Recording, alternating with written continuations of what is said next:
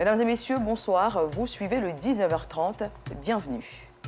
À la une de ce journal, c'est un phénomène qui prend de l'ampleur au grand désarroi de la conscience collective. La chicha, cette pipe à eau utilisée pour absorber du tabac, est consommée à grande échelle par la jeunesse. Nos équipes se sont penchées sur ce sujet et ce sera dans le dossier de la 2. Au Sénégal, l'actualité est marquée par les élections législatives. 175 sièges de députés sont en jeu. 8 listes sont en compétition. Nous reviendrons sur cette information dans ce journal. Merci de suivre l'information sur RTI2. Promouvoir l'hygiène publique, notamment à proximité des centres de santé communautaires, demeure une nécessité majeure.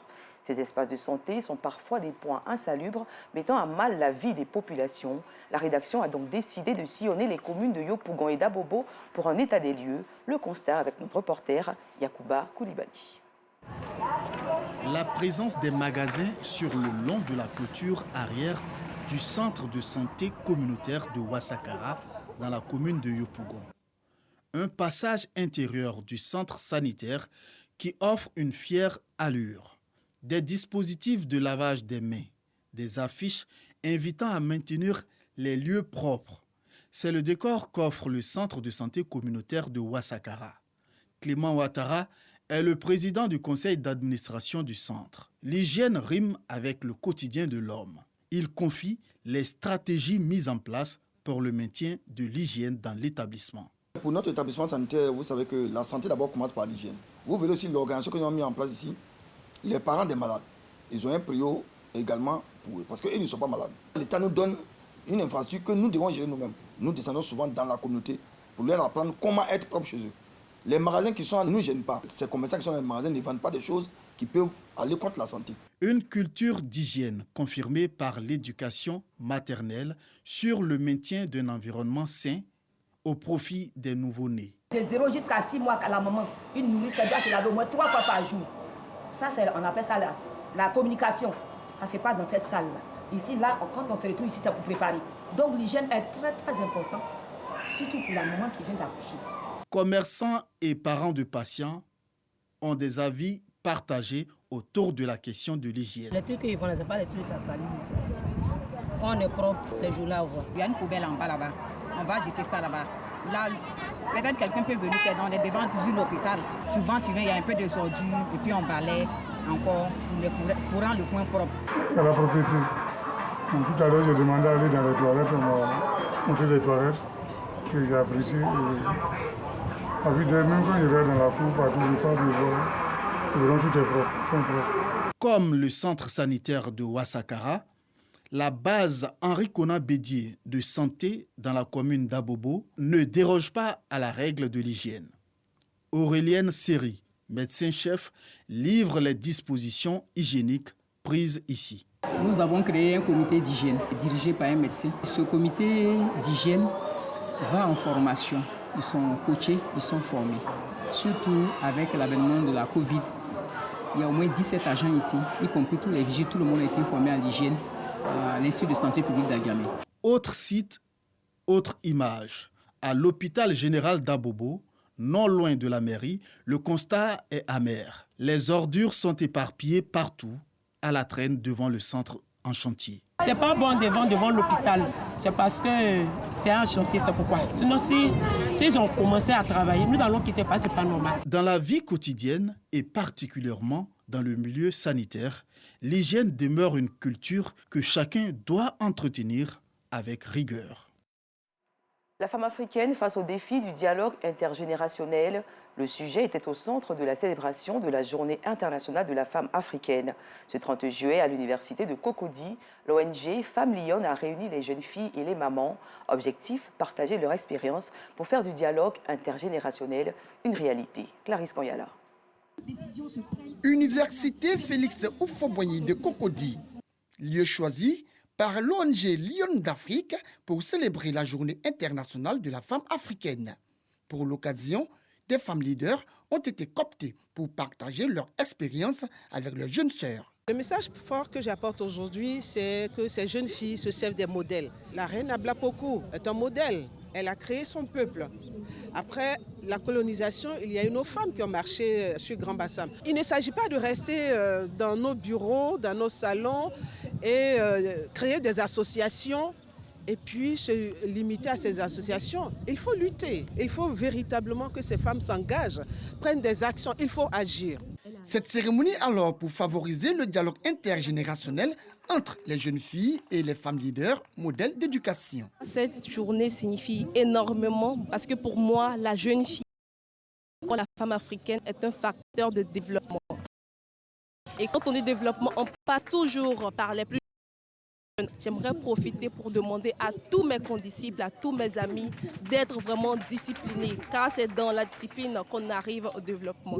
Nous avons constaté que lorsqu'il y a des femmes qui ont du potentiel, il faut leur donner un nom. Et le nom que nous avons trouvé, c'est Lionne d'Afrique.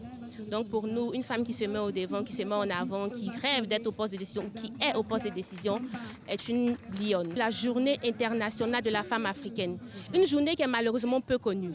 Donc nous voulons vraiment valoriser cette journée-là et nous sommes très heureuses. La vision de l'ONG Lionne d'Afrique, partagée par le ministère de la Femme, de la Famille et de l'Enfant.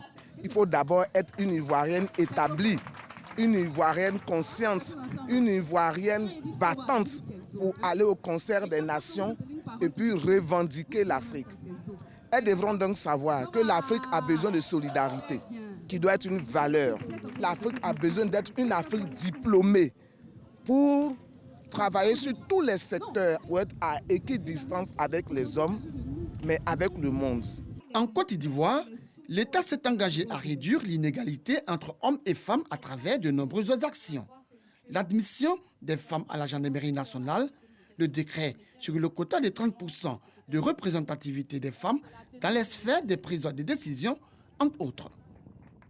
C'est le rendez-vous culturel par excellence de la commune d'Adiaké. Le LF Festival est à sa 6e édition. Pour cet événement, des milliers de festivaliers sont venus de divers horizons, des riverains comme des populations du Grand Abidjan. Cette année, des projections de films ont constitué l'attraction de ce festival. Les temps forts avec Joël Gosset. 6e édition du LF Festival célébrée ce week-end. En prélude à cette rencontre culturelle, les populations d'Adiaké ont eu droit à 2 jours de projection cinématographique dans les locaux de la mairie d'Adiaké. Cette année, l'innovation, c'est qu'il y a une projection cinématographique, raison pour laquelle je suis là. Donc c'est avec plaisir que j'ai vu mon image associée à ce festival-là. Et qui plus est, c'est un moyen de pouvoir faire connaître aussi aux populations de l'intérieur ce que nous on fait en termes de cinéma et tout. En salle, le public suit attentivement le film Kamissa qui sensibilise aux conséquences des grossesses en milieu scolaire. Un fléau qui fait de nombreuses victimes dans les lycées et collèges. C'est un film qui éduque et qui rend mûr. Le seul souhait, que cela n'arrive pas à ma fille. Donc la communication sera de mise à la maison. On m'a beaucoup donné de leçons. Là, prochainement, c'est qu'elle m'appelle, je ne vais pas pouvoir partir. Le désir n'est pas sortir un garçon. Le désir n'est pas tomber enceinte de cours scolaire. Vous me protégez. Après ce film, la conclusion que nous devons tirer, nous les parents, c'est une sensibilisation. Au niveau des parents d'abord et ensuite dans les lycées et collèges pour éviter ce genre de drame qui peut vraiment anéantir toute une famille pour la vie. C'est un film très éducateur qui touche toute la masse, toute la hiérarchie, du sommet de la pyramide jusqu'à la base de la pyramide. Il faut trouver un système pour que tout le monde vraiment puisse être dans, je dirais, dans sa ligne droite. Ces projections ont été initiées par la fondation de l'acteur ivoirien Guy Kalou et la municipalité d'Adiaké. Une autre religion dans cette édition, l'église protestante méthodiste de Côte d'Ivoire a organisé aujourd'hui un culte d'indépendance au temple Ebenezer d'Abia Koumassi. En prélude à la célébration de la fête d'indépendance de la Côte d'Ivoire, cette cérémonie se voulait un moment de prière intense pour la paix et le développement du pays. Toujours avec Clarisse Kanyala.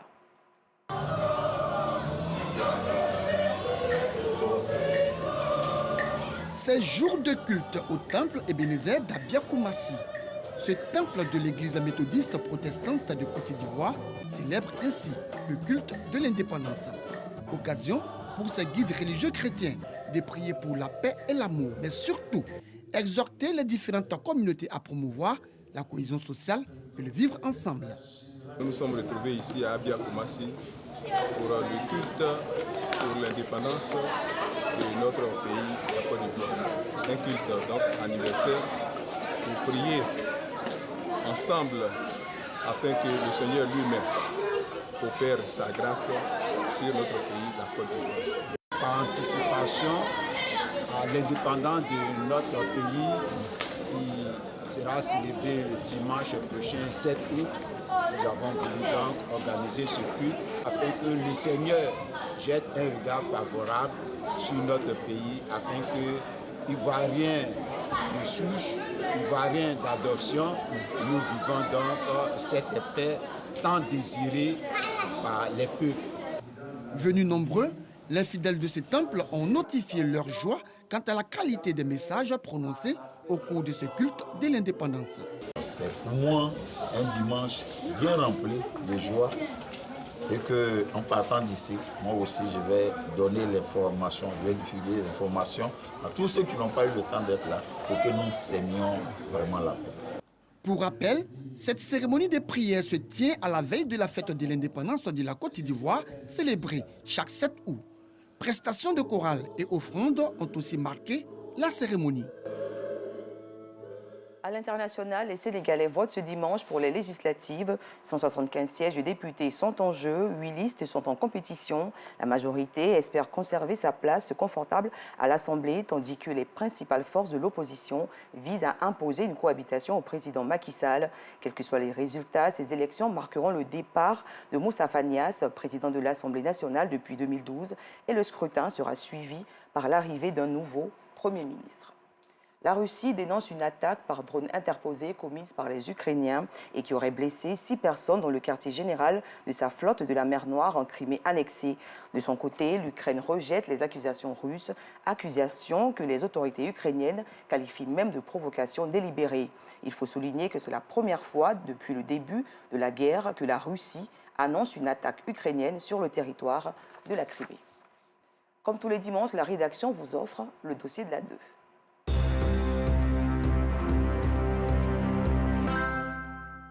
Ce soir, focus sur ce que l'on peut qualifier de phénomène, la consommation de la chicha par la jeunesse. La chicha provoque de nombreuses maladies. Sur le long terme, cette pipe à eau destinée à la consommation du tabac tue ses adeptes. Et pour ces vacances scolaires, l'alerte est donnée, interdiction formelle de fumer la chicha sur toute l'étendue du territoire. La chicha, la mort au bout de la pipe à eau, un dossier signé Bintou Pekele. Un espace fumeur de chicha au narguilé en pleine rue. Sur ce comptoir sont préparés les parfums de ce tabac selon le goût des clients. Et le business est juteux. Il y a 4 000, il y a 3 000, il y a 5 000. On met la musique, bon, tout le monde en bon. Tout le monde se connecte ici, tu vois. Le son que les gens veulent, on met, et puis bon. Tabac et musique, le nécessaire pour attirer les clients, à majorité jeunes. Moi j'ai 26 ans, ça ne s'explique pas. Quand tu tires, au niveau de la gorge, ça glace un peu. C'est nuisible, on sait, mais c'est notre truc, c'est chic, c'est un moyen de distraire. Pourtant, cet espace avait interdiction d'ouvrir il y a quelques jours. Informé de notre présence, le propriétaire ordonne l'arrêt du tournage. Notre caméra est indésirable. Nous sommes sommés de poursuivre notre chemin. Direction boulevard Valérie Giscard d'Estaing. Ce restaurant Bar Chicha est ouvert depuis 1 an. Avec 3 000 francs CFA, le client loue un kit à chicha complet. Voilà la chiche qui est là, le raccord, la tête où on met le tabac, parfum Love. Ça, c'est le charbon. Accompagné maintenant pour une personne qui ne veut pas fumer seule, ils sont accompagnés de 2 personnes. On leur remet que 2 pipettes. C'est ce qui fait une chicha au complet. Une fois tu as allumé le charbon qui est là-dessus comme ça, vous commencez à tirer. Ce dispositif dégage par la suite une fumée parfumée inhalée par le consommateur. Cette fumée contient 28% de tabac, 70% de malasse liquide et sirupeux, contenant environ 50% de sucre et des arômes. Derrière cette fumée, c'est du business. Le propriétaire a aménagé cet espace à 2 niveaux, avec d'autres dispositifs pour attirer du monde. J'ai dépensé plus que 40 millions dans cette business-là. Il y a plus que 15 personnes qui travaillent ici. Ils gagnent leur vie dans ça. Y compris nous aussi, on doit se concentrer après ça pour trouver quelque chose dedans pour manger. Dans les rues, les consommateurs se laissent appâter par ce dérivé de tabac prisé pour ses sensations particulières. D'autres préfèrent fumer chez eux. Pourtant, dans les hôpitaux, les conséquences du tabac sont réelles. Les malades affluent. Ces conséquences de la cigarette sont multipliées par 10 pour la chicha. Celui qui fume la chicha aura la même composition que celui qui fume la cigarette. Ce qui est dangereux avec la chicha, c'est une fumée opaque, une fumée intense. Donc ça veut dire qu'il prend suffisamment de fumée, donc suffisamment de substances toxiques. Ce sont des substances qui entraînent le cancer, ce sont des substances qui entraînent la dépendance, ce sont des substances qui vont entraîner qu'on appelle les radicaux libres, qui vont empêcher la fixation de l'oxygène. Ce sont des substances qui vont irriter le passage sur la muqueuse, va irriter la muqueuse, ça va entraîner d'autres maladies. Pour eux, c'est un jeu, ce n'est pas du tout un jeu. C'est très compliqué, c'est très grave, c'est plus compliqué que la cigarette. Heureusement, ce centre sauve des vies par le sévrage. Avec 36% de sévrés, les fumeurs désireux d'arrêter peuvent trouver solution ici. Pour certains, on donne juste des conseils. Alors pour ceux qu'on ne peut rien faire, on a des médicaments. Les médicaments contiennent de la nicotine. Comme c'est la nicotine qui est la substance de dépendance, nous leur donnons de la nicotine sous forme de patch. Ici, c'est la nicotine pour ceux qui ne sont pas trop dépendants. Chaque fois qu'ils ont envie de fumer, ils prennent. C'est comme c'est des gommes. Donc ils vont marcher lentement et donc ils vont avoir de la nicotine provenant des médicaments. Alors ils n'auront plus envie de fumer. Pour ces vacances scolaires, il est interdit par décret de fumer sur toute l'étendue du territoire. Tous les soirs depuis 2 semaines, la préfecture de police d'Abidjan fait des patrouilles pour saisir les chichas. Première escale ce mercredi soir, en Grémaou, dans la commune de Cocody. Dans ce bar, un chaud chicha bat son plein.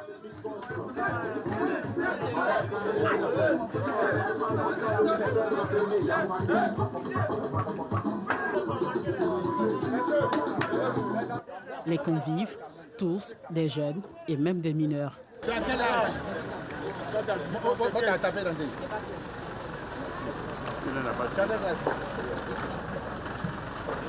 Tu ne pas. Tu as 18 ans. Des pièces. Ils sont tous interpellés. Les tenanciers de l'espace n'y échappent pas. Leurs chichas sont saisis. La police de Cocody renforce l'équipe de patrouille au terminus 82. Nous sommes en pleine semaine et les espaces sont bondés de monde. Certains, déjà visités par les forces de l'ordre, ne proposent plus de chicha aux clients. D'autres persistent.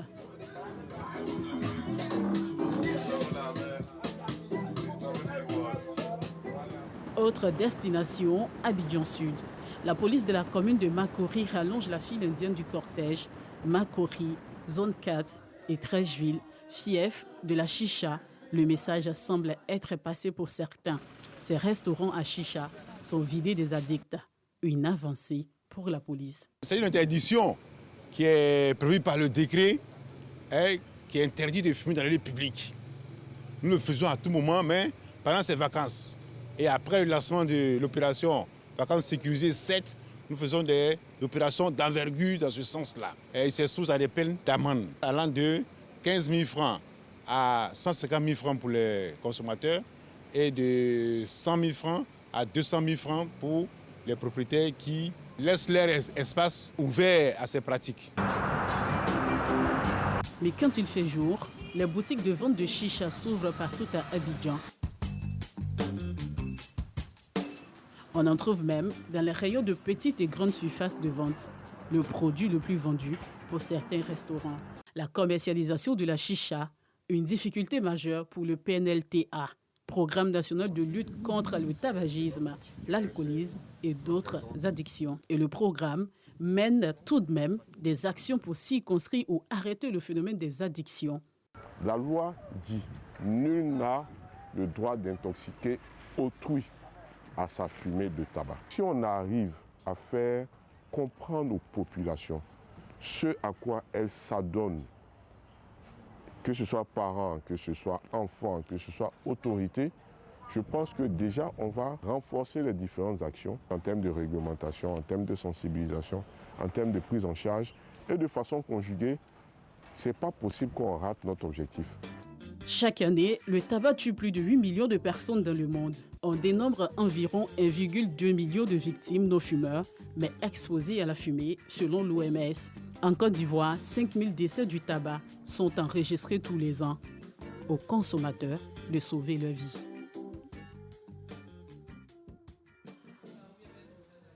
Une prise de conscience s'impose. Fin de ce journal, merci de l'avoir suivi et bon début de semaine à tous.